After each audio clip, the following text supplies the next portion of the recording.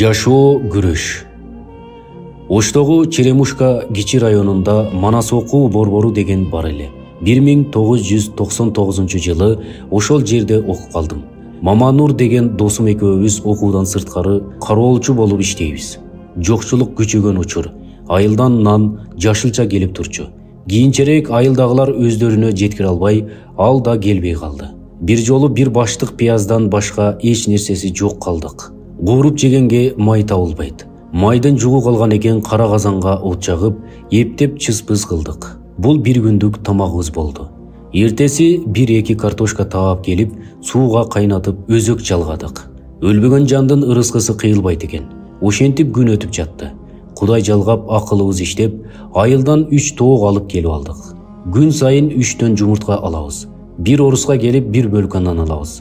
Какаганга муштаган болуп, кышта тоок да туубай калды. Эч нерсе жок, ачка бир күн чыдадык. Атасы өлгөн уктайт, ачка калган уктабайт.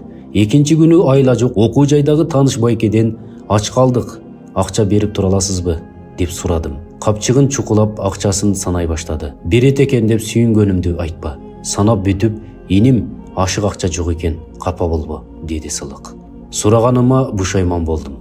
Экинчи бирөөдөн акча сурабайм дедим, эрдимдей кырчат иштеп. Мүдүрүбүз кээде самсы алып келип, бөлмөсүндө тамактанчу. Самсасын жегенде тандырга жабылган катуу бетин калтырып, баштыкка салып койгонун көрүп калган элем. Ошол эсиме түшүп, экинчи кабатка чуркадым. Чай ичкен столунда чын эле 5-6 самсанын калдыгы бар экен. Кайнак сууга салып, жыты буркураган майлуу шорпо жасадым. Аны эми ичип бүткөндө жашы улуураак бир байке кирип, пай, кандай тамак бышыргансың, жыты бургурайт го десе, эмне дээримди билбей уялганымды айтпа. Бул окуя менен эмнени айткым келди. Биринчи, ата-энеңди мени бак деп кыйнай бербей, студент болсоң да кошумча жумуш иштеп, кээде өз курсагыңды өзүң тойгузганың жакшы. Экинчи, жашоо күрөш, жашоо мектеп. Жашоо бирде ачка, бирде ток кылып, бирде кенен, бирде жок кылып тарбиялайт. Аллах Таала жашоо жеңил деген эмес, бирок дайыма сени менен бирге болууга угада берген. Адам баласын сыноо үчүн жаратканын айткан. Ошон үчүн жашоодо түрдүү кыйынчылыктар биринен сала бири болуп турат. Биз силерди коркунуч, ачаарчылык, каатчылык сыяктуу нерселер менен сынайбыз. Сабыр кылуучуларга бейишти сүйүнчөлөгүлө деп эскерткен Алла Таала. Жашоодогу сыноолордун, бут тосуулардын, жоготуулардын баары сенин келечегиң, сенин пайдаң, сенин ийгилигиң үчүн экенин унутпа. Анткени күрөштү, азапты, жокчулукту, жалгыздыкты башынан өткөргөн адамдар күчтүү адамдар. Тез жыйнаган дүнүйө тез жоголот. Оор сыноодон, азаптуу кыйынчылыктан кийин келген ырахат таттуу жана туруктуу болорун жадыңдан чыгарба. Юсуф пайгамбар кудукка ташталган, сатылган, кул болгон, зынданга салынган. Акырында Мисирдин падышасы болгон. Юсуф пайгамбар башынан өткөргөн сыноолорду карап көрсөк, булардын баары Алланын мээрими экенин көрөбүз. Пенденин башына сыноо, мүшкүл келгенде Аллага ою түз болуусу керек.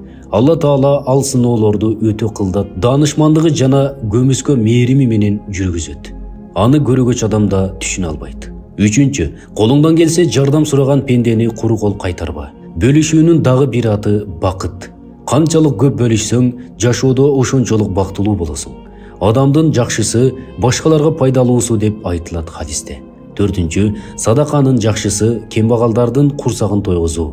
Аз болсо да ар дайым садака берүүнү адат кыл. Анткени ал күнөөлөрдү кетирет, жүрөккө кубаныч алып келет, кайгыдан, тынсыздануудан арылтат, ырыскыны көбөйтөт. Азыр деле 3 күн удаасы менен ачка калган адамдар бар. Бир сындырым нанга муктаж адамдар бар. Кимде ким бир мусулманды кайгыдан арылтып, кубаныч тартууласа, Аллах Таала кыяматта аны кайгыдан арылтат. Эч ким сага жардам берүүгө милдеттүү эмес. Эч ким сага рахмат, ыраазычылык айтуу үчүн жаратылган эмес. Өзүңө өзүң жардам бер, өзүңө ишен, Аллага таян, башкаларга көз каранды болбо. Жакшылыкта дос болгон киши кыйынчылыкта да дос бойдон калат деп ишенип алба. Алтынчы, шүгүр кылып жашаганды үйрөн. Сиз шүгүр кылсаңыз, жараткан сизди эстейт, жашоонун бактысы шүгүрдө.